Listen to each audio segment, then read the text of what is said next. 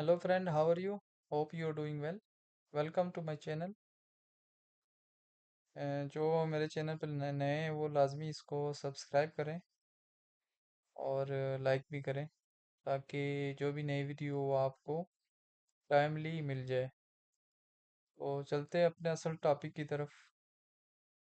Open door scholarship second stage exam conversation.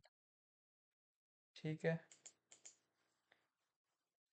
लेकिन last video में आपने देखा था how to apply for open door scholarship, how to fill the portfolio for open door scholarship. जिन्होंने ये video नहीं देखी वो देख लें, फिर ये वीडियो देखें ताकि आपको पूरी स्कॉलरशिप के बारे में पता चल जाए। ठीक है।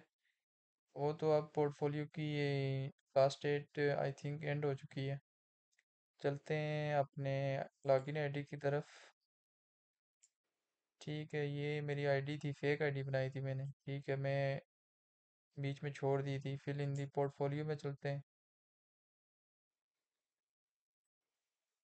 ठीक है, ये मैंने पोर्टफोलियो सबमिट कर दिया था। ठीक है, अभी देखते हैं कि कब इसका रिजल्ट आना है।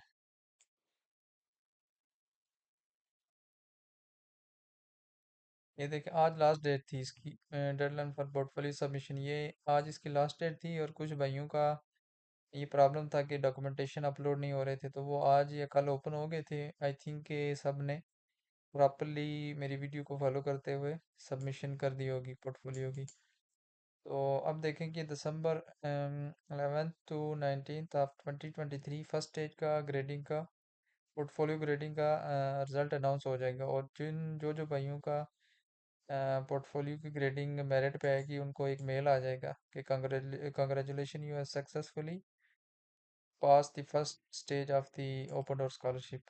ठीक है। फिर उसके बाद क्या होगा कि December 22 of 2023 announcement of the first stage result. इस स्टेज पे आपको मेल आएगा कि congratulation, you have successfully pass first stage of the open door scholarship. ठीक है, उसके बाद आपके पास तकरीबन 15 से 20 दिन होंगे जिसमें आपने ना सेकंड स्टेज एग्ज़ाम की, जो हमारा असल टॉपिक है आज, उसकी प्रिपरेशन करनी है। ये सारे डिपार्टमेंट हैं जिन्होंने अप्लाई किया हुआ है। ठीक है, तो चलते हैं अपने वीडियो की तरफ। ठीक है। अच्छा, मैं आपको कुछ ट्रिक्स वगैरह भी बताऊंगा इस वीडियो में। मैं अब लाजमी नहीं है कि सारे टॉपिक्स कवर करूं इसमें, लेकिन मैं आपको आइडिया बता दूंगा किस टाइप के क्वेश्चन आएंगे।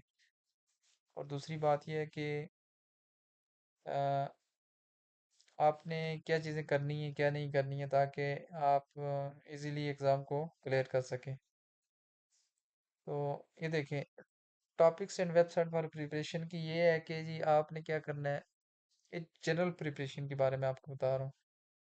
देखें, इस एग्ज़ाम में आपको basic physics numerical based question लाजमी आएंगे, देखने को मिलेंगे। जो भी आपने एफएससी में पढ़ा या आपने लास्ट डिग्री में पढ़ा, सपोज जो मुझे देखने को ज़्यादा मिले थे वो इक्विलिब्रियम स्टेट के हवाले से मिले थे।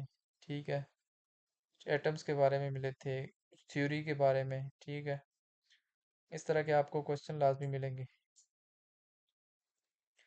अच्छा, मैथमेटिक्स स्टेटमेंट बेस्ड क्वेश्चन आपको मिलेंगे। जो लास्ट डिग्री आपने बैचलर की है उसमें जितने भी इम्पोर्टेंट आपके सब्जेक्ट हैं उसमें से लाजमी क्वेश्चन आएंगे। ठीक है, ये तो जनरल टॉपिक्स है। अब ये कुछ वेबसाइट है जिससे आप प्रिपरेशन कर सकते हैं, जैसे कि studySite.org, physicsgurukul.com। ठीक है, स्टडी साइट पे आप जाएंगे, यहाँ पे आपको काफ़ी चीज़ें मिल जाएंगी। देखते हैं किस टाइप के क्वेश्चन है स्टडी साइट पे। Study site dot O R जी।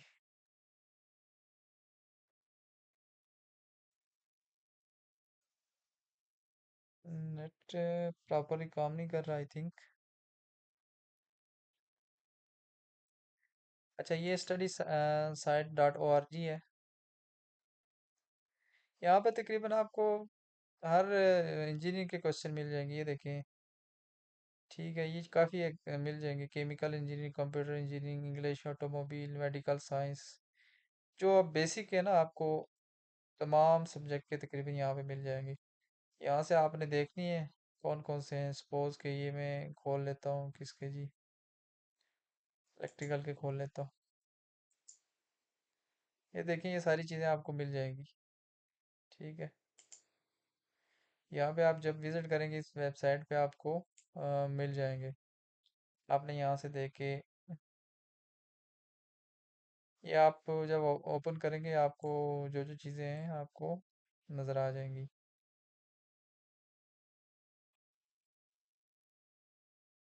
ये देखें, ये इस तरह के क्वेश्चन आएंगे। Power factor of inductive circuit is usually improved by connecting capacitor to its. View answer भी है साथ, आपको साथ बताएंगे भी किस क्यों ये आंसर है इसका।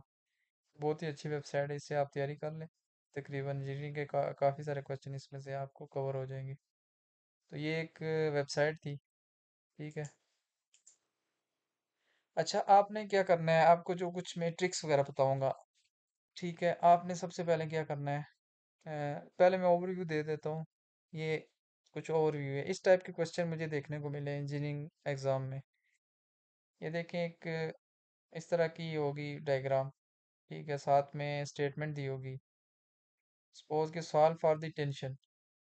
ये एक हमारे पास वेट है जो किसी सेंटर पॉइंट से अटैच है। ठीक है, तो यहाँ से कोई चीज़ समझ लें कि आप कोई रस्सी बंधी हुई है यहाँ से यहाँ तक। वो कह रहा है कि इसकी टेंशन कितनी है वो फाइंड करें। ये सिंपली इसका फार्मूला है। ठीक है, ट्रिग्नोमेट्री यूज़ हुई है यहाँ पे। ठीक है, ये इसका 245 न्यूटन इसकी टेंशन यहाँ पे है। ठीक है, ये उसने एक इसी को यही डायग्राम बनाई है। ठीक है, उसको यूज़ करते हुए इसने आंसर निकाला है।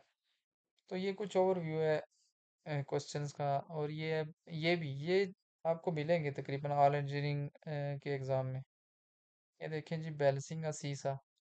ये देखें, जो भी इक्विलिब्रियम स्टेट होती है ना, जब दोनों साइड पे वज़न और यहाँ से यहाँ तक का डिस्टेंस सेम हो तो दोनों साइड की तरफ का सेम लगता है। जब का की वैल्यू सेम होगी तो ये इक्वल, ये इसी तरह खड़ा होगा, ना यहाँ से नीचे आएगा या ना यहाँ से नीचे, इधर से नीचे आएगा।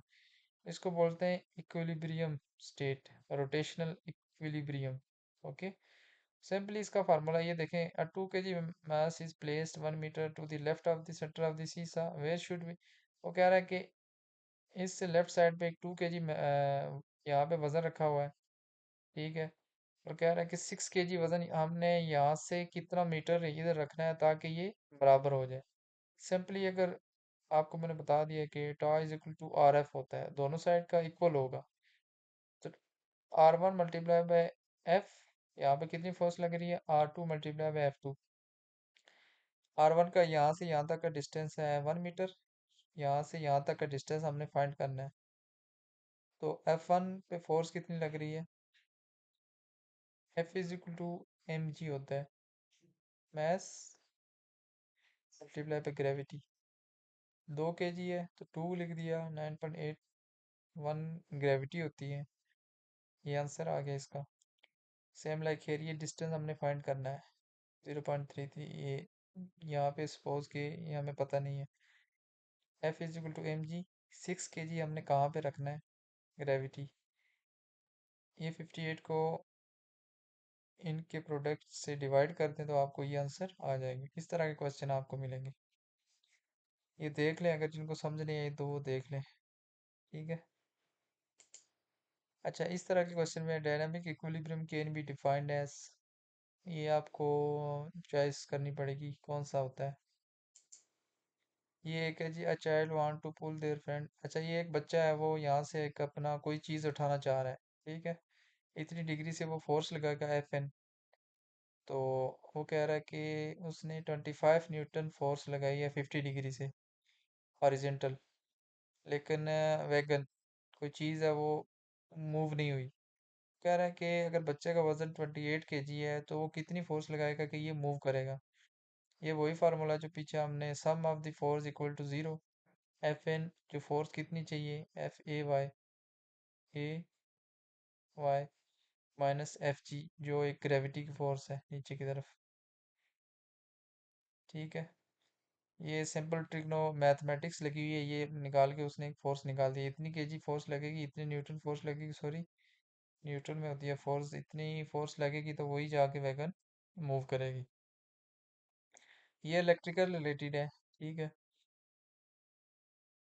ये आप देख लें, जो इलेक्ट्रिकल से रिलेटेड है उनको ये चीज़ें पता होंगी। ये मैंने जस्ट एक शॉर्ट सा ओवरव्यू दिया है, इस टाइप के क्वेश्चन आएंगे आपको। अच्छा, अब जो मेन चीज़ है, आपको मैं ट्रिक बताना चाह रहा हूँ कि किस तरह आपने क्या करना है। सबसे पहले तो आपको मेल एक रिसीव होगा। ठीक है, आपको मेल रिसीव होगा।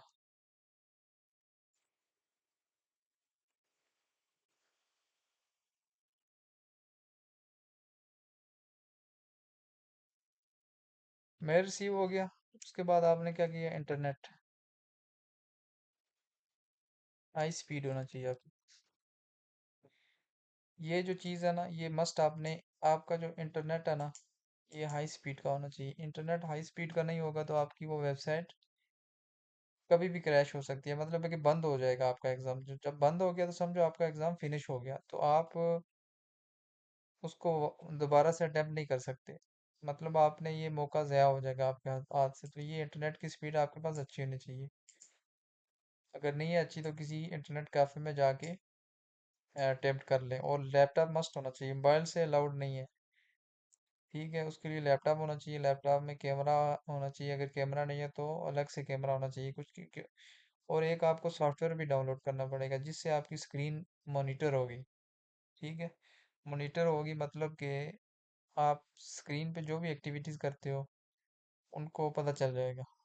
ठीक है, आप अगर कोई चीटिंग कर रहे हो तो आपको उनको पता चल जाएगा। आपके पास एक पेपर होना चाहिए, पेन होना चाहिए। ठीक है, और एक कैलकुलेटर होना चाहिए। यही चीज़ें आपको लोड करेंगे। अच्छा, ट्रिक क्या है जी, आपने ना एक ग्रुप बना लेना व्हाट्सएप।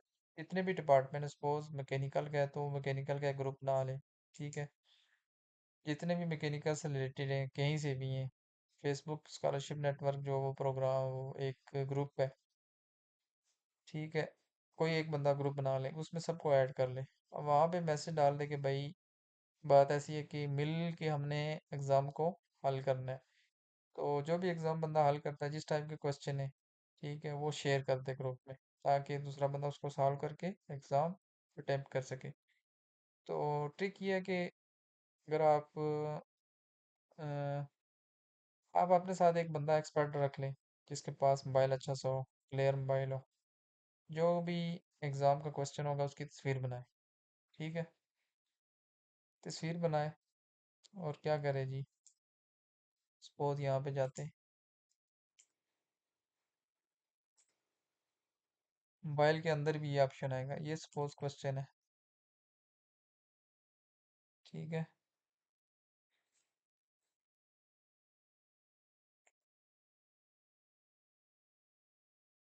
ये देखिए, ये क्वेश्चन मैंने स्लाइड में डाला था। अब वो मैंने यहाँ से सर्च किया, कहाँ से, जहाँ गूगल में गए, इमेज में गए, अपलोड इमेज, आपने उस क्वेश्चन की तस्वीर बनाई होगी। ठीक है, ये देखिए आपके पास सारी सोर्सेज आ गई, ये क्वेश्चन कहाँ कहाँ पड़ा हुआ है, कहाँ कहाँ इसके आंसर पड़े हुए हैं। सेम लाइक उसी तरह जो एग्ज़ाम क्वेश्चन होगा, या तो उसको कॉपी पेस्ट करें। ठीक है, या कोई अच्छा टाइपिंग है, टाइपिंग वाला है साथ में जो आपका थोड़ा दूर बैठा होगा, ठीक है, वो टाइप करके गूगल में उसका आपको आंसर इजीली बता सकता है। या फिर उसको ग्रुप में शेयर करें, जो मैंने बताया कि आप इस तरह का एक ग्रुप बना लें, व्हाट्सएप ग्रुप, उसमें शेयर करें। ठीक है, तो वो आपको उसका आंसर उसी टाइम फ़ौरन बताएंगे और आपने वो क्लिक करना है, टाइम आपके पास बहुत होता है। एक ये ट्रिक हो गई है, दूसरी ट्रिक ये है कि आप, ये रिस्क ही है, लेकिन रिस्क अगर लेंगे तो, मैंने तो रिस्क ही लिया था। रिस्क ये है कि आप सपोज के एग्ज़ाम आया कोई, ठीक है, सपोज कि इस तरह क्वेश्चन है, तो वो कॉपी हो जाता है, वहां से आप उसको सेलेक्ट करेंगे ना, कॉपी होगा, कॉपी करके सीधा आपने गूगल में जाना है, पेस्ट करना है वहां पे। ठीक है, कंट्रोल वी करके वहां पे आपको उसका आंसर मिल जाएगा। 60 to 70% आंसर ऑनलाइन ही मिल जाते हैं, लेकिन मैं ये आपको रिकमेंड नहीं करूँगा। जब मैंने किया था शायद तब वो उन्होंने चेक नहीं किया होगा। ठीक है, मे भी अभी एडवांस सिस्टम हो गया हो, एआई आ गया है। मे भी शायद अगर आपका चीटिंग केस बना के आपकी एप्लीकेशन रिजेक्ट हो सकती है। बेस्ट ये है ग्रुप बनाएं, थोड़ी तैयारी भी करें, और अपने फ्रेंड जो आपका साथ हो उससे हेल्प लें। ठीक है, तो यही करके आप उसको सॉल्व कर सकते हैं। बाकी जो वेबसाइट बनाई बताई है मैंने, उस पर जाएं, अपने बेसिक कंसेप्ट वगैरह क्लियर करें। ठीक है, इतना मुश्किल नहीं है, आपने परेशान नहीं होना, बस ये है कि कर सकते हैं आप। आपका जो फ्रेंड है ना, वही आपकी हेल्प कर सकता है, और ग्रुप में लाजमी एक्टिव रहें। ठीक है, उस फ्रेंड को बताएं कि ग्रुप में क्वेश्चन डाले ताकि उसका आंसर जल्द से जल्द आए, और वहाँ पे आपने क्या करना है, सिंपली उसमें डाल देना है। बस ये, मैंने तो अभी उसमें जमा नहीं किया हुआ था पोर्टफोलियो, तो मेरा तो एग्ज़ाम आएगा नहीं। अगर किसी का आता है तो वो काइंडली वो क्वेश्चन नोट करके ग्रुप में शेयर कर दे, क्योंकि वही रीअरेंज हो के सबको वही क्वेश्चन आएंगे, लाजमी नहीं है, तकरीबन सेम सेम क्वेश्चन आएंगे सबको। तो उम्मीद है कि आप सेकंड स्टेज भी क्लियर कर लेंगे। ये इतना ही मैं ओवरव्यू दे सकता था इसके बारे में, जो मेरे पास था। ठीक है, thank you for watching my video. अगर कोई चीज़ समझ नहीं आती तो कमेंट्स में लाजमी बताएं, ताकि मैं आपको रिप्लाई दे सकूं। Thank you, see you, best of luck for your second stage of exam.